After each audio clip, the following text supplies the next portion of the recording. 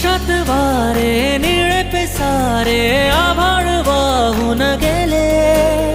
तुझ्यात मी अन माझ्यात तू, कसे दोघात जग हे